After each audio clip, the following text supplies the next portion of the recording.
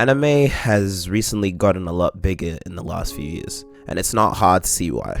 Everything from the spectacular visuals, amazing action scenes, voice acting, and waifus makes it a treat to watch. One thing that can make an anime stick with you, more than anything, are the sad moments. So gather your tissues and get ready to cry, because here are 5 sad anime moments that got me, and they might get you too.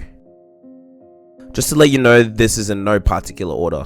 These were just what came to mind first. The first one is from the anime One Piece. The death I'm referring to is easily the most well-known one in One Piece, and even pretty well-known in anime in general. One Piece has a lot of deaths, and most of them are mad emotional, but Ace's death in the Marineford arc had me all the way messed up. This was the first anime death I've ended up crying to. I'm not talking about the light crying either. I was full on sobbing and crying as if I had lost a family member of mine. At least for a solid 2 to 3 minutes I was crying. And till this day, it's one of the only deaths that I still cry when I see it. Eiichiro Oda is a master of storytelling, world building, and character development. There's a reason why One Piece has been the biggest and longest selling manga of all time since it came up. Ace was Luffy's older brother who was cool and real strong, as he was the 2nd Division commander of the Whitebeard Pirates. Ever since episode 91 when he was introduced, we knew Ace was something special. Unfortunately, his tenacity and stubbornness got the better of him at Marineford when Akainu, one of the admirals, was talking smack about Whitebeard, who was pretty much his dad. They duke it out, but Ace is severely outclassed by Akainu's magma. That wasn't what killed him though. What killed him was defending his little brother Luffy from getting killed by Akainu in one last act of brotherly love. This was when I was fairly new to anime, and shonen specifically. So when this happened, I thought some BS plot moment might happen. But unfortunately, that wasn't the case. Even seeing the OGs like Whitebeard and his crew and Vice Admiral Garp get emotional were like extra wounds to the heart. Don't even get me started on Ace's farewell speech to his crew, Whitebeard, and Luffy. Rest in peace, OG.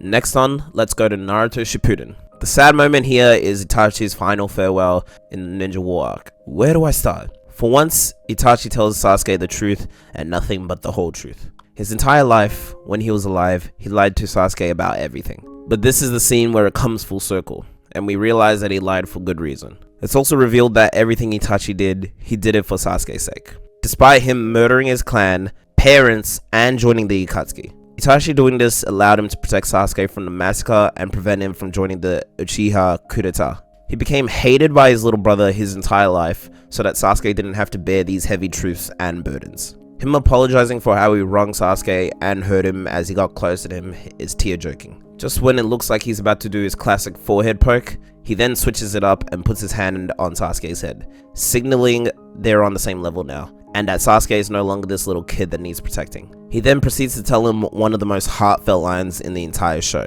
You don't ever have to forgive me, and whatever you do from here on out, know this, no matter what, I will love you always. Dog, if that doesn't make you cry, then I don't know what will. When I tell you I bawled like a straight up baby, this scene still gets me too. Now, let's go to everyone's anime of the week, Demon Slayer.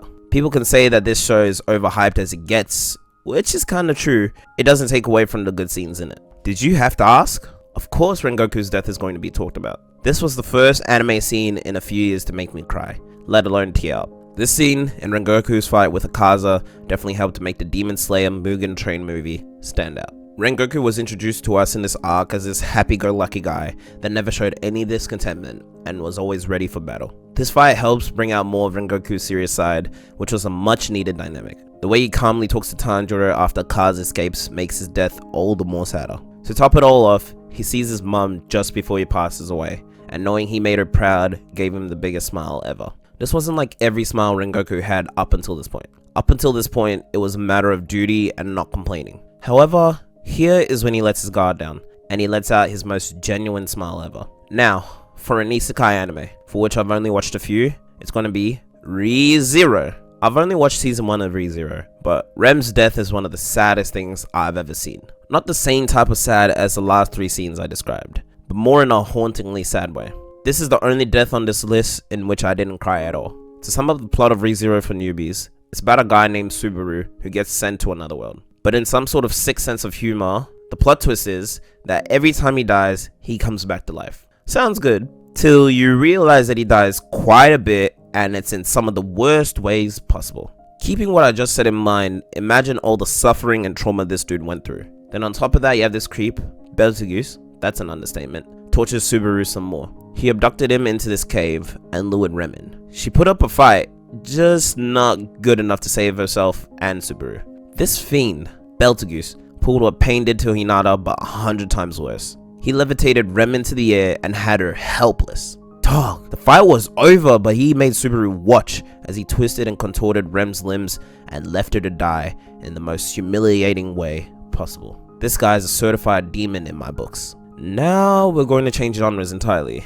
On to the world of drama, we have Clannad After Story. Now I know most people would choose the Nagisa death scene over this, but this sucked with me even more. Poor Tomoya. Not only did he lose the love of his life, Nagisa, but then he went on to lose their child. For those that don't know, Ishio and Nagisa were born both really frail, weak, and small. Nagisa had a longer run in the prequel, Clannad, and died as a result of giving birth to Ishio as it took a toll on her. For whatever reason, I find Ishio's death more sad and painful. This man Tomoya lost his wife Nagisa and spent a good amount of Clannad After Story looking after and bonding with her child, Ushio. While taking Ushio out on a trip in the winter, she noticeably becomes weaker and weaker until she ultimately dies. Damn, Tomoya can't win, can he? Just imagine losing your child not too long after losing the love of your life. That's gotta hit even deeper. Thank you for watching. Let me know what sad anime moments got you and why. See you in the next video.